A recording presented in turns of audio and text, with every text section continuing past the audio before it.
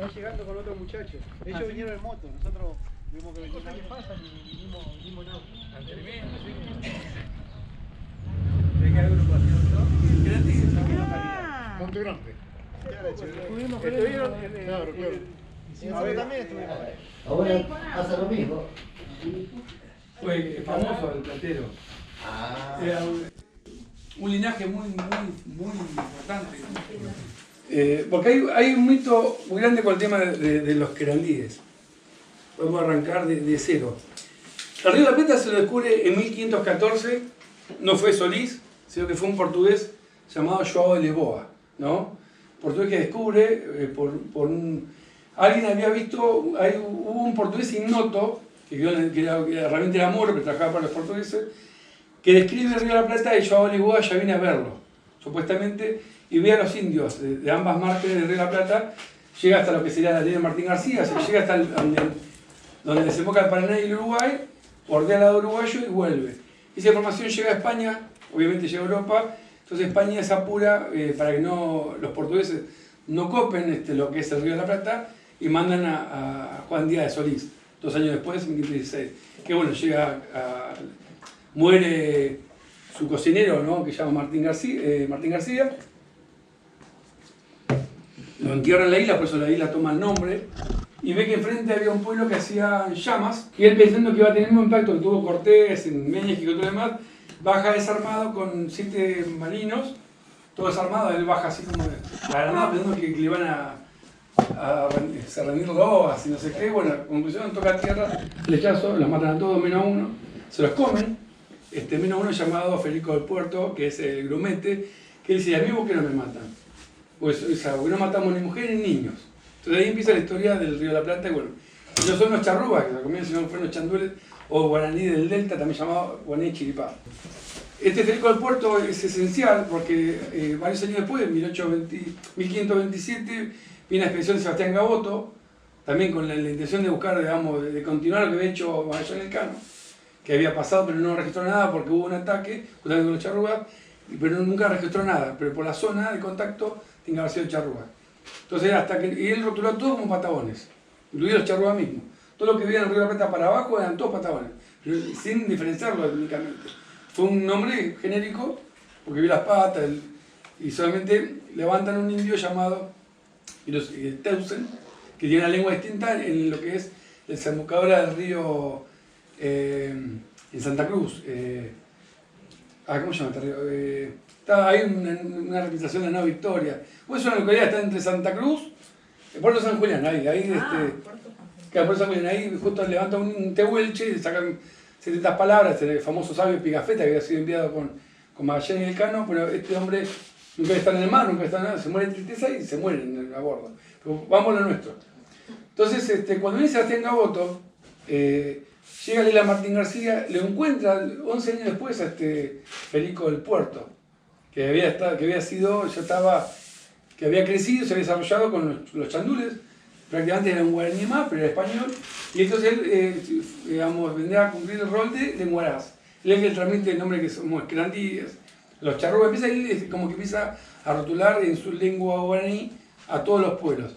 Bueno, fundan Santi Espíritu, lo que es el Puerto Gaboto hoy en día, lo que es el Puerto Gaboto, el Desembocar del Carcarañá con el Corondá. Bueno, y ahí sale un marino llamado Raúl Ramírez que escribe una carta al padre, que este hombre muere, las cartas llegan, pero él muere en un combate que hacen los querandíes e incendian el fuerte. Federico del Puerto traiciona a Gaboto y a García de Modeno, otro marino que había venido de España, que estaban los dos buscando lo mismo, pero hacen una alianza de trabajo, pero uno va al Bermejo, el otro sube como al río, lo que sería el Paraná Alto, pero lo traiciona, bueno, se tira al agua, pero se embosca, digamos, prácticamente. Entonces los españoles pegan la vuelta, pero no, y el fuerte ya no existía más. Pero en ese proceso, cuando Gaboto estaba hablando del fuerte, se acercan 3 querandí, que él la nota como Querantiac. Entonces fue lo raro, él la nota como Querantiac. Y él es el que transmite el famoso mensaje de que había unos indios más ricos, que tenían chapa de metal, que venían del oeste, que subían el río Carcarañá. Bueno, de ahí sale un famoso capitán llamado Francisco César, que se hace la expedición, cuando llega a Calcañá se divide, uno va para el río Cuarto, otro para el río Norte, para el río Tercero, la del río Cuarto desaparece para siempre, la otra regresa, cuando llega al fuerte, el fuerte no existía más, había sido incendiado y llegan caminando a Brasil. Y los otros que desaparecieron, en base a esa gente se crea el famoso mito de la Trapalanda, del Dorado, la ciudad fantástica de los Césares y otros mitos más. Producto de eso, bueno, yo fui a 1000 porque yo me llegar al caballo.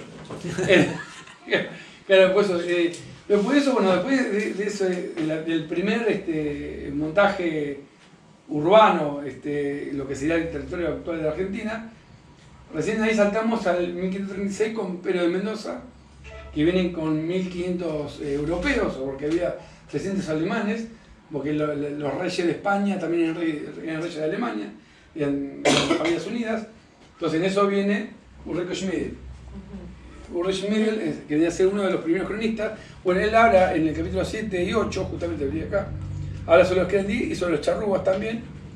Bueno, después, bueno, y del fracaso que es la primera Buenos Aires. Mendoza sale con 100 caballos, pero no eran caballos normales, sino que eran yeguas para reproducir, eran reproductores, básicamente. No eran padrillos, llaman padrillos, ¿no? Y por eso quedan para reproducción. O sea, la idea era traer caballos para que eran caballos españoles, de una raza árabe, ¿no? Mezclada, bueno, sale con 100 de España, pero sobreviven en el viaje 75. Los otros mueren y se los comen, obviamente. Y bueno, esos caballos, que si bien los españoles los que durante 14 días, 2 semanas se alimentan, como dice Carlos Schmidl, con sus miserias de pescados y sus miserias, es decir, pescado y carnes, que les proveían, estaban viviendo 1500 personas con la comida de pocas familias querandíes. O sea, es como que le caigan, o sea, acá nosotros, 1500 europeos tenemos que darle de comer. ¿Cuánto tiempo yo media hora creo que aguanto en mi casa. No sé si llevo media hora, no tengo. Un segundo creo que. Bueno, ellos le daban de comer pescado, carne, estuvieron durante 14 días. En un momento se terminó la comida y dijeron, no hay más pescado. ¿Quieren comer pescado? Hay que ir a buscarlo. Vamos a cazar, vamos a pescar. Y los españoles ya venían con la idea de eran hidalgos, eran señoriales, ellos querían vivir de arriba prácticamente. Y los atiendan, ¿no? Que los atiendan, claro. Y no, entonces se negaron a participar de caza y pesca. Entonces, bueno, se arma una trifulca con un sobrino de Pedro de Mendoza. Y bueno, es como que dice que los echan, acá también, acá lo escribe Ulrico Schmidl. Entonces, bueno, eso hace que el 15 y 16 de junio de 1536 se produzca el primer ataque a Querandí y la primera gran matanza de más de 1000 indios. Porque él dice más que menos. Eran 1000, pero más que menos, o sea, eran más de 1000. Fue una masacre desigual, obviamente, porque fueron ellos con armaduras, si eran poca la fuerza de soldados, pero estaban armados con armas ya iban con armas de fuego, coraza, el caballo era como un tanque, era un Sherman, era un caballo, un bicho que yo no conocía, lo conocieron ahí, y de ahí salió la palabra yegual, de ahí se forma gual, a caballo, y bueno, y bagual significa potro, indómito, rebelde, alzado. Eso es un bagual, un potro sin domar.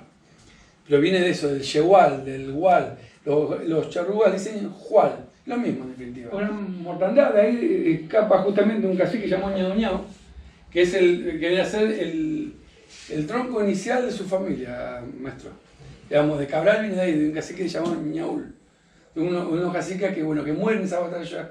Y él le dice a la mujer, el hijo, váyanse para donde se ponga el sol y no vuelvan nunca más. Supuestamente ahí se establecen con los baguales, con un montón más que son todos caciques de renombre. Bueno, entonces, conclusión, el caballo queda acá. Muchos españoles se quedaron, luego de ese ataque, se armó una confederación, ¿no? De caciques charrúas, están los charrúas que hablaban, vinieron charrúas de Uruguay, había un nexo comercial permanente, había una feria anual que se hacía en la isla Lechiguana, entre lo que es la provincia de Entre Ríos y Buenos Aires. Entonces siempre había un contacto. Bueno, después de ese famoso ataque, se organizan, llaman a emisarios de los distintos pueblos, vienen timbúes, van anotado como chaná, no son chaná, son timbúes. Chaná viene de la voz guaraní, chané, como salvaje. El boján, chané boján, el chaná es boján. El meguay y el timbú son a secas, sin chaná. Chaná es otro pueblo que vive del Corón del Calcañá para arriba de la zona de Santa Fe. pero nunca hubo alianza con nadie, y de hecho su descendiente, Blas Jaime, lo escribe en su libro, que nunca hizo alianza con nadie, así que vamos a respetarlo.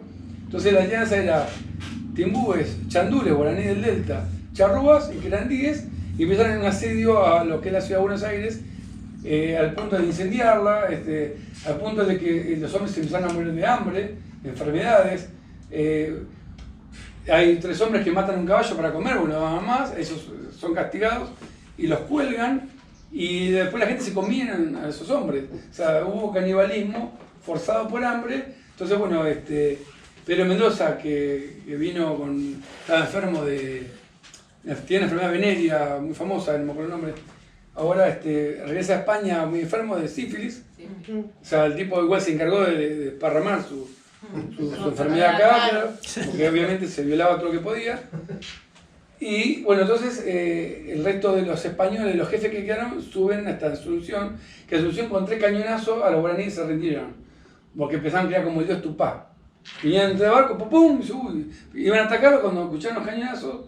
El estruendo, claro, vieron barcos que nunca habían visto, coraza de metal, hombres barbados y 3 bombazos. Entonces se arman alianza, y bueno, entonces en Asunción se funda Asunción y se establecen ahí. Pero en Buenos Aires quedaron algunos últimos porteños, vamos a llamar de una manera, que sobrevivieron al ataque y que se quedaron, que se casaron, se juntaron como mujeres indígenas y de hecho permanecieron ahí viviendo entre los indios, ¿no? Ya como Buenos Aires destruida. Entonces, bueno, el caballo se empieza a desarrollar. Ya hablamos que era un caballo, por ejemplo, el tobiano, el caballo famoso que a todo el mundo le gusta al indio, no vino con Garay, no vino con Mendoza, ese caballo lo traen los portugueses, mucho tiempo después, pero bueno, acá hay unos parecidos, no sé por qué siempre el imaginario de la gente dibuja al indio con el tobiano. Por la película americana. Claro, pero el tobiano viene lo tienen los portugueses. Así que hasta ahora no tiene pedigrí. Claro, pues en Argentina está reconocido como gallo criollo el tobiano. Sí en Uruguay, sí en Brasil, pero en Argentina no fue reconocido porque lo vieron que entró mucho tiempo después, aunque sí hay registro de indios con caballos, pero es como que lo han hecho por intercambio, pero no se lo reconoce como que haya estado cierta cantidad de tiempo en el territorio. Pero eso es estupendo no haberlo reconocido realmente. Tenemos el overo, el otro como se llama, que es parecido, hay el azulejo, también manchadito, pero bueno, pero el tobiano, o sea, viene con los portugueses, que los charrúas sí lo tuvieron, obviamente, porque los charrúas estaban en contacto con los guaraníes, en contacto con Brasil. Yo lo tuvieron después, después por intercambio cruzar Río de la Plata, y se dispersa también, pero no es aceptado como caballo criollo argentino, vamos a llamar de una manera. Bueno, pasan 40 años, viene Juan de Garay. Ya Juan de Garay ya trajo otros caballos nuevos, y sin querer queriendo es como que va purificando a la raza criolla, porque los que quedaban prácticamente eran productos de insectos, eran caballos ya tenían anomalías, si bien se estaba forjando una variante nueva, que es la que después se aprueba a nivel mundial, el caballo criollo argentino, que fue a Nueva York, el Mancho y Gato, sí, o sea, entonces Mancha y Gato, ¿no? O sea, toda esa historia que tomó fama mundial, pero con la venida de Juan de Garay en 1580 a Buenos Aires, se encuentra con los pocos españoles que quedaban, que ya eran ancianos, entre los indios, y esos españoles medio como que traicionan a la gente que le estuvo dando comer durante 40 años. Garay descubre que hay un montón de caballos salvajes, él baja también con un poco de vacas, y hace una expedición en lo que es hasta Mar del Plata. Hoy cuando hablamos de Santo Espíritu, para hacer una idea, Santo Espíritu está acá. Acá tenía el río Carcañá, ¿no? Pero bueno. Entonces acá está Carcañá, acá Santo Espíritu está acá, eso sería Carcaña, acá nace el río tercero, y este es el río cuarto, Saladillo y cuarto, ¿no? Acá estaría Santo Espíritu, acá está el Coronda, acá están los Chaná, acá estaban los que eran timbúes, bojanes, y toda esta parte los que eran meguay, y acá todo, en todo el delta, en las islas del delta, inclusive hasta acá está La Plata, lo que es la isla Paulino y la Santiago, ahí estaban los últimos, había chandules, pues hay influencia guaraní, en todo lo que es el San Clemente, Tuyú, toda esta zona, hasta acá han llegado como errantes por las costas y se ve cerámica guaraní también. Entonces, bueno, cuando viene en 1573, Juan de Garay funda Santa Fe, Avenida Asunción, pero antes de fundarla fue acorralado por los que están peleando mal. En simultáneo, desde él baja de Asunción, en simultáneo Crémolo de Cabrera baja desde el Alto Perú, funda Córdoba, y él buscando una salida, él estaba buscando realmente en Puerto Gaboto, buscando una salida para sacar los metales del Perú, sin permiso del rey, con la mala suerte que se le encuentra con noticia de que Juan de Garay estaba siendo atacado por los indios. Realmente Santa Fe estaba más arriba, era por acá, en la que es la actual Cayastá. Él acá se lo comunica a un indio, un querandí llamado Quenquipén, justamente Tupichamini. Y entonces Jerónimo de Cabrera va y como que refuerza y le salva la vida a Juan de Garay. O sea, digamos, que le den muerte. Pero Juan de Garay le dice, pero vos tenés permiso del rey. Cuando no tenés permiso del rey, lo condena a muerte y le corta la cabeza. A que lo había salvado. A que lo había salvado. Bueno, son cosas buena gente. Era buena gente. Bueno, yo había venido, fundaron Córdoba en 50 años con Santa Fe, lo mata, pero Juan de Garay se casa con la hija de Jerónimo de Cabrera, no era tan malo. Era mi amigo El Pela de Candela, que son amigos que vienen de Buenos Aires, que lo quería ver. Bueno, entonces se casa con la hija, es como que une las dos familias hidalgas más potentes de ese momento, las dos grandes familias fundadoras. Después estaba lo que era la capitanía de Chile, que era muy chiquito, porque hasta acá llegaron con el Yanaconago incaico, que ya eran los picunches, ya eran yanaconas. Bajaban del Perú. Claro, bajaban del Perú, pero era como, esto realmente se manejaba mucho más que nada, bajaban del Perú y se establecieron como una capitanía diferenciada. Y antes de esto, ellos fundan Cuyo, desde Chile, tardan 10 años, en 1551 cruzan la cordillera, en plena, estaban viendo, el territorio estaba viendo una pequeña era de hielo en ese momento, que había nacido en 1520, justo coincidiendo con el paso de Magallanes. Estaba viendo un proceso de una pequeña glaciación, entonces fue muy duro para los españoles cruzar la cordillera, tardaron 10 años en fundar Mendoza. O sea, entonces, ¿qué pasa? Esto al venir con indios picunches, que eran digamos, un pueblo recho, o sea, como un pueblo mapuche, pero del norte, Picunes norte, ellos pasan, se manejan lo que uno llama un exónimo, cuando uno, una palabra que es exótica, viene de afuera o alóctona, ellos a todos estos pueblos los llaman puelches. Pero puelche no existe como pueblo, no existe como tal. Entonces, a todos los que estaban acá eran puelches, la gente del este. Pues ellos realmente lo vivían, entonces los españoles entraron puelches. Y después de distintas parcialidades, los de Malargüe fueron mal llamados pehuenches, que los pehuenches realmente estarían entre lo que sería el Neuquén, los verdaderos pehuenches están entre Neuquén y el Pico Lufu. Este es el país de los pehuenches, la margen hasta acá más o menos, hasta la naciente del Biobío y del Torté, más o menos esta zona, ¿no? Entonces, la partida que está acá se llamaban huiliches, que era gente mixogenizada entre tehuelches y pehuenches. Nacieron los huiliches, acá había Cacapol, acá es el primer tehuelche reconocido en la historia es de acá, de Huichín, un paraje que hoy está bajo el agua del lago, de lo que es el Chocón, el lago Ramos Mejías. Pero bueno, nos estamos adelantando un poco a todo, ¿no? Sí, Me pasa que me fui quemando. Pero bueno, volviendo al tema del caballo, en 1581 Juan de Garay agarra el camino de los Tubichamíes, y la ruta 36, la 11 y la 56, después lo que es Mar del Plata, ahí se asombra la cantidad de caballos que había, dice que por donde miraba había caballos, había mares de caballos, y llega hasta lo que es, hasta el río Quequén, hasta el Quequén, ya hasta la orilla del Quequén. Y no pasa más allá que Noveleña. Fue con 30 españoles y 200 indios amigos, entre guaraníes y querandíes, que era lo que le hacían a mano, pero no tenían provisiones como para extender más el viaje. Al no ver leña, tipo ese, le damos la vuelta. Pero este viaje es acompañado por su yerno, futuro yerno, que es Hernandarias, Hernando de Savera, que tenía solamente 20 años, un soldado. Bueno, regresa, Juan de Garay viene por mar, llega el hijo del gobernador de Chile, lo tiene que acompañar cortando el país, como iba a ser una expedición por primera vez que se iba a realizar, pero gracias al camino que le ha hecho Jerónimo de Cabrera, que había hecho el camino hacia el oeste, hacia el este y hacia el oeste, a Juan de Garay lo encuentran en 1533 y le dan muerte, ¿no? Lo matan de un mazazo, cacique Manuán. Y dicen que uno dice que Charrúa, otro dice son Querandíes, nos disputamos el héroe.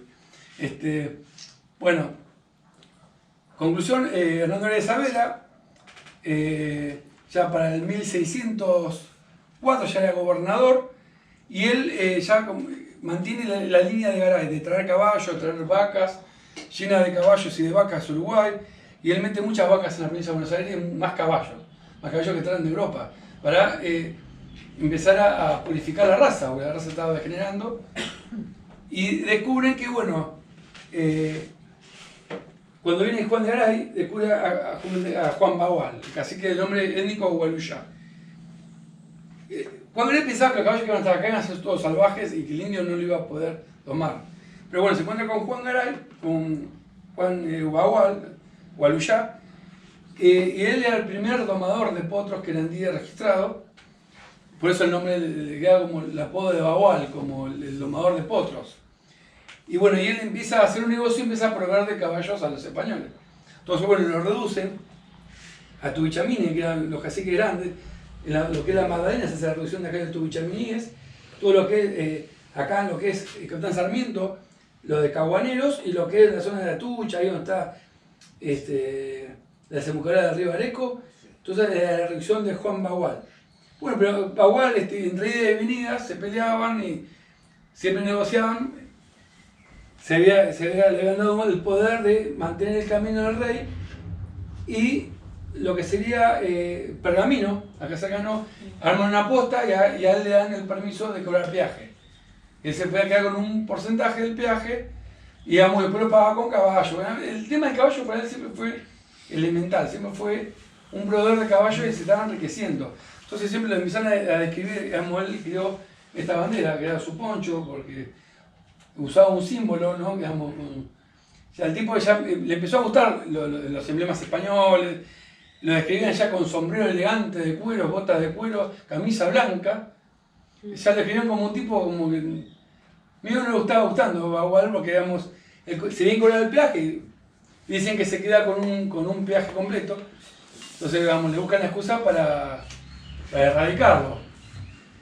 Bueno, ahí se vuelve a alzar otra vez Bagual, se junta con los caguaneros, se arma una podrida terrible que, bueno, eso trasciende el tiempo. Y bueno, y otros indios, hay un cacique llamado Gonzalo, que era de Cuyo, que se traslada a lo que es San Luis, y la zona de Río Cuarto, y también vendía caballos, y decía que había como un rey que tenía 2 almohadas. El tipo tenía 2 almohadas, 2 frazadas, entonces era un rey, era un tipo que vivía muy bien, por tener almohadas. Entonces, por ejemplo, la descripción es muy pintoresca, yo la subí en Facebook. Y bueno, y hay un tercer viaje que hace, bueno, el viaje Hernandarias, un segundo viaje, digamos, que vuelve también a reconocer el territorio, que ve más caballos y va implantando más caballos. Es un viaje con 800 personas, 200 españoles y 600 indios, amigos, recorre todo el camino de Tubichamini, llega hasta donde había llegado con Juan de Garay, llega hasta lo que es la Bahía Blanca, por el Paso Mayor. Ya acá ya no había caballos para esta zona. Ya en esta zona directamente no había caballos. Entonces encuentran un reducto acá de unos indios que dice que le indica cómo cruzar el río Colorado, y acá le explican que hay un pueblo más todavía de la misma lengua, que en la isla de Cholechuel, y que aparte de ahí hay otro pueblo. Bueno, entonces Hernandarias llega hasta lo que es Cholechuel, 1600, estamos hablando de 1604. Y los querandíes están acá y dicen, no, hasta acá llegamos, nosotros no te acompañamos, que ya vive otra gente, otra lengua, vamos a tener problemas, vayan ustedes. Entonces, bueno, Hernandarias se va solo con unos españoles y llega hasta lo que es General Roca, más o menos por acá. ¿No? La zona Chichiná de General Roca, más o menos se cree ahí, y él es atacado por unos indios tehuelches. Creemos que Tehuelche, porque lo escribe, eso está en la carta de Roberto Levillier, Carta del Rey de España de 1588 a 1615. Todos tienen que declarar lo que pasó, hasta los soldados, los curas, todos declaran lo que había pasado, y los sobrevivientes. Bueno, es atacado, la expedición queda trunca, pero al no conocer la lengua, no haber llegado ningún indio que le sepa la lengua aras, no puede transmitir el mensaje. Entonces se escapa, logran escaparse, porque lo ven como muy inocente. Ellos con sus armas logran zafar. No hay ninguna baja, no muere ni un solo español. Vuelve Cholechuel, levanta a la gente y vuelve otra vez en 1605. Por acá le avisan que venía un barco portugués, el tipo solo, Hernández se va a caballo solo a galope hasta Buenos Aires. O sea, de un viaje, un tiro. Hernández estaba loco, o sea, arrancamos por ahí. Y evidentemente tenía muy buenos caballos y confiaba mucho en el potro ya criollo, que ya eran potros de acá. A él lo acompaña un nene de 14 años llamado Jerónimo de Cabrera, igual al abuelo, Jerónimo de Cabrera, igual a digamos, Jerónimo de Cabrera y Garay, o sea que también era nieto de su abuelo y nieto del que mató a su abuelo, de otro abuelo, ¿me explico? Bueno, este muchacho quiere hacer lo mismo que había hecho con Hernán Darias, pero quiere cortar el terreno al medio. Ya había un conocimiento de la cartografía, obviamente, ya se sabía cómo era el mapa, él sabía que toda esta vuelta era muy larga. Él dice, ¿qué pasa si yo salgo del río Cuarto? ¿No? Si salgo del río Cuarto, tengo que ir supuestamente al mismo punto. Era lo que él suponía, y lo hizo. Y se manda en 1621, las expediciones mucho mayores, son 1200 personas esta vez, lleva muchos caballos también. La idea siempre es plagar de caballos también, ¿eh? La intención es llevar ganado para que quede cimarrón, que se reproduzca. Cuando vino Jerónimo de Cabrera, ellos hablaban como su voz secundaria, es una manceba del Alto Perú, o sea, se han casado con mujeres incas. No, como Garay era mancebo de Asunción, por ejemplo, cuando viene a Buenos Aires, te hago un ejemplo para que la gente lo entienda, de los 66 españoles que vienen a Buenos Aires de la segunda fundación, solamente 15 eran peninsulares.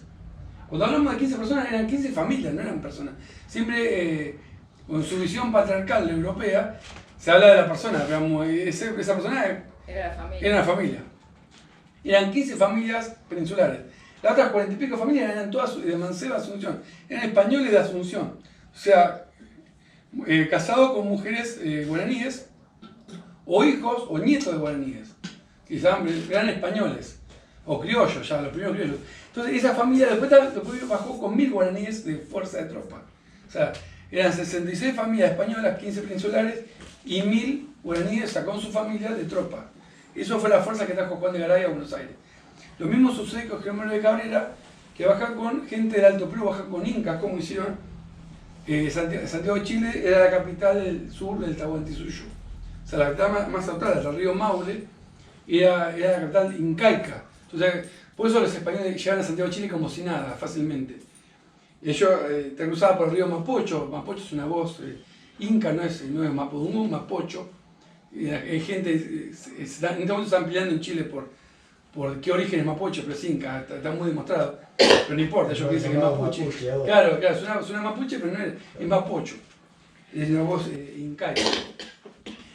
Entonces, de ahí se funda todo lo que es lo que es Mendoza y lo que es San Luis era Cuyo. Era hasta que se crea el Virreinato del Río de la Plata en 1777, todo esto era Chile. Mendoza y San Luis, San Juan era Chile, Neuquén era parte de Chile. Era todo parte del reino de Chile. ¿Me explico? O sea, duele que le doy la cuenta que le cuesta. Y todo esto era Chile. De hecho, ¿Pero eso por qué? ¿Por abandono de...? No, porque no había forma, no había logística. Se había constituido las regiones como... Perdón. Sí, no, está perfecto. Yo, porque si algunos no se habían constituido las regiones y no se habían hecho los límites del país. Claro, aparte, porque todavía no existían países de nada. O sea, eran provincias. Tucumán. No había alambrado. No había nada, por eso Córdoba Sí, y Tucumán. pasaban los animales de acuerdo a las estaciones para que se alimentaran. El tema, la pelea era por los hidalgos españoles, el problema. Ellos, hasta donde podían abarcar, era de ellos. Todo, primero, cuando se funda Asunción, todos éramos paraguayos. Todo, hasta tierra afuera Paraguay, aunque no la conocieran, era Paraguay. Si ustedes ven los mapas de 1590, era todo Paraguay. Vivíamos todo paraguayos, todo, ¿me explico? Claro. Cuando Juan de Garay funda Buenos Aires, que crea la provincia de Buenos Aires, porque la crea, cuando se encuentra con Jerónimo de Cabrera, hasta Córdoba era la provincia de Tucumán todavía. Córdoba era parte de Tucumán. Y los mendocinos, los chilenos habían entrado a Mendoza, entonces todo esto era de Chile, y querían realmente copar Córdoba, pero como Jerónimo de Cabrera la funda antes, lo frena. Entonces, hasta la punta de San Luis, digamos, la famosa punta, ¿no? Son los puntanos, hasta ahí llega lo que sería el reino de Chile. Todo esto era el reino de Chile. Entonces, ¿qué pasa? Todos estos indios los llamaban indios chilenos también. Y los llamaban aucas. Auca viene de alzado en inca, en quechua, en aymara, en cualquier otra lengua. En cuya todo significa auca es alzado. No tiene que ver con el araucano. Eso es un gran error histórico. Mucha gente a veces, en muchos mapas hay que saberlos leer, por eso muchos libros hay que saber interpretarlo, porque uno dice, lee el indio auca de Chile. Se está refiriendo a un indio de San Luis. Entonces no es un indio araucano. Entonces muchos se quieren justificar con cuestiones que no van, no son acordes. Y por ahí, igual que el rótulo puelche, o los pehuenches son, pues, los pehuenches verdaderos son los de acá. Estas zonas serían más bien puelche que pehuenche. Los invito a que, no sé, si alguno de ustedes viajó desde acá, lo que es Malargüe, hasta el primer Pehuena, el primer pino, hay 250 kilómetros. O sea, entonces, ¿cómo va a ser 250 kilómetros? Yo hablo con Pablo Milipil, que es uno de los líderes de las 13 comunidades pehuenches del Cerro de Mendoza. Yo siempre digo, pero ustedes no tienen pino. Tanto bien, lo queremos mucho con Pablo. Un hombre grande, muy rural. Canelo no. Y dice, no, pero nosotros caminamos, pero hay 250 kilómetros para que nos den pino, hermano. Dice, sí, pero también vamos a Chile. Entonces, ¿a dónde van a Chile? Y él me explicó, a un lugar así. Bueno, entonces agarramos el paso de... Sacamos la cuenta, ¿dónde está el primer pino? También 250 kilómetros. Tanto para el lado chileno como para el lado argentino. Usted tiene el nombre de rebote, hermano. Pues el nombre porque la ligaron, porque iban una vez al año a buscar pehuenes para alimentarse como... Es como que yo vaya a comprarse ananá y me hace guaraní. No, yo voy a comprar ananá, pero no soy guaraní. Como ananá que me gusta, no. ¿O no? ¿Qué dice vos, Candela? O sea, tengo todo que tengo es chino. No soy chino, hermano. O sea, si el día de mañana se viene un marciano, va a mi casa y se lo tomo chino. A la casa todo, creo. Entonces, bueno, eso hay que interpretarlo. Bueno, más o menos, esto es el territorio que después lo continuaron los ranqueles al mismo territorio. El rótulo Pampa, por eso volvíamos al rótulo Pampa, viene del Alto Perú. A esto lo llamaron Pampa, que significa tierra rasa sin árboles. Lo arriba era el Chaco, que es quechua. Chaco significa coto de casa. Por eso de ahí viene Chascomús. Chascomús, se pelean en Casamiquela, se dice que es tehuelche, otros dicen que es mapuche. Y yo a mí nunca jamás me animé a decir que era nuestro. Aunque tengo un querandí que dijo que era nuestro, y dije, no miente, o sea, no, porque la lengua es jacán. Chascomús significa coto de casa de los jóvenes. Chaco, mus viene de mozo, de mocito. La palabra mocito de los muchachos, jóvenes. Entonces Chascomús es el nuevo coto de casa, que eso, ese nombre lo toman cuando en 1666 a los famosos indios Quilmes que vivían por acá, por Tucumán, lo desarraigan y los traen caminando hasta Quilmes, Buenos Aires a pie, vuelven mucho en el camino. Eso por una tradición de la otra raza que estaba ahí. Claro, o sea, los de Aguita se peleaban, tampoco los querían, aprovecharon la jugada, lo mismo que hicieron los guaraníes con todos los demás pueblos. Los guaraníes con los españoles hicieron bosta a todo el mundo. 130 años peleando con los españoles y claro, se entonces, vendieron. Claro, los traicionan como pasó con los como chingones. Entonces los desarraigan, los traen a Quilmes, pero no obstante le dicen, bueno, el año que me tienen que pagar tributo. Entonces al año siguiente, en 1667, rinden el primer tributo de caza y pesca. Encima que los traen, tienen que rendir tributo. ¿Y de dónde trajeron ustedes el tributo? ¿De dónde sacaron los cueros, la pluma? Del Chascomús. ¿Qué es Chascomús? De acá, de una laguna, Chichis. Claro, Cheche viene de Cheche, viene del Tucutucu, Cheche, pero la lengua quechua o cacana tampoco, el fonema ahí no existe. Yo lo invito a que vaya con cualquier boliviano puro del interior o peruano, o sea, que diga Cheche y no diga así chis. Como era. Claro, chis. Cheche, mamá. Claro.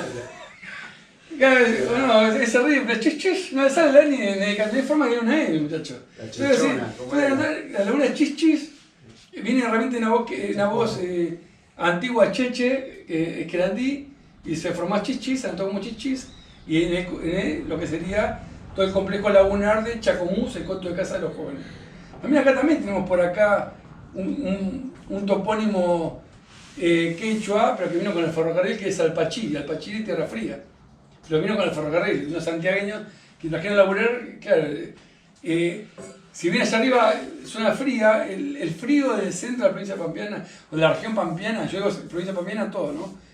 El que conoce los fríos de Azul, los fríos de la Ordilla, toda esta franja es helada. El Pachiri está en el Todo sur se de la produce, Claro, está por acá, todo se produce en la Sierra de la Ventana.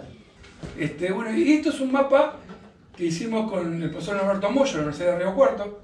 Está por ahí, en algún lado dice, ahí está, diseño de Norberto Moyo, del 2022. Es toda parte de la toponimia de la lengua cahuanejet.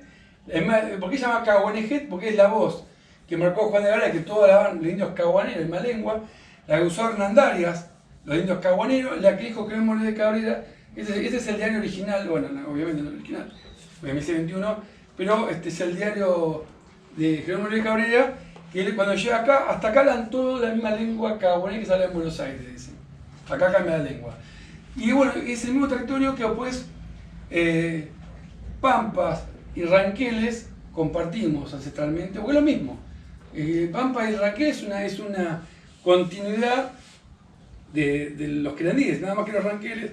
¿Los Ranqueles dónde estarían ubicados? Los Ranqueles, para que te hagan una idea, este es el río Atuel, Soitué y el río Atuel, esto sería el río que te lleva al Cosmos, ¿no? A Ciudad Cordillera es como que no hay más nada, vos te morías. El río Diamante, que está acá en Mendoza, esto, el río Diamante, se unía con el que es Salado, o río Chailebú, como lo llaman acá, o se llama Curacó y el río Colorado. Todo esto antiguamente se llamaba río Sanquel, Danquel o Ranquel. Depende quién la decía, el pehuenche no le salía la R, otro le salía la S, entonces está anotado como Ranquel, Danquel o Sanquel. Y es el río de los Ranqueles. Y el porqué que tiene este río, eran todas las familias que vivían alrededor de él, que eran lo que llamaban también, nos llamaron Boicos, Rocco, Chiquillanes, Morcollanes, Orcollanes, son todos los pueblos también llamados puelches, ¿no? Esos serían los primeros proto-ranqueles del río Ranquel. Y es Ranquel porque cuando nacían, estos ríos siempre tiene pedende como toda la gramilla. La gramilla del yuyo, la gramilla llamada chapica o chepica o chipica, también los nombres indígenas que tiene étnico es Rancul, Ranquel, Ranquil. O sea, ¿y por qué? Porque cuando nacían los niños, el ser perenne, esa planta tiene propiedades desinfectantes. Es altamente desinfectante la chepica. Entonces cuando nacían los bañaban con eso, los sumergían en agua, los frotaban la chepica, les picaba, que pica. No sé si alguna vez jugaron transpirado en el pasto, les pica hasta el alma porque te está desinfectando. Bueno, entonces con eso, todos los ranqueles vienen acá. Era gente que estaba bautizado o limpiado con el ranquel. Y ellos después llaman el mamil mapú esto que viene a ser los talujet. O sea, el mamil mapú, o sea, el lugar del monte o el mamulche, es la versión araucanizada, o mejor dicho, pehuenche, es la versión de lo mismo que es el talujet, o gente de los árboles. La tala, el árbol tala, es un árbol, tiene su nombre hace solamente 150 años. Tala en Grandí, era cualquier árbol en la tala. Todos saben en tala, tala es genial.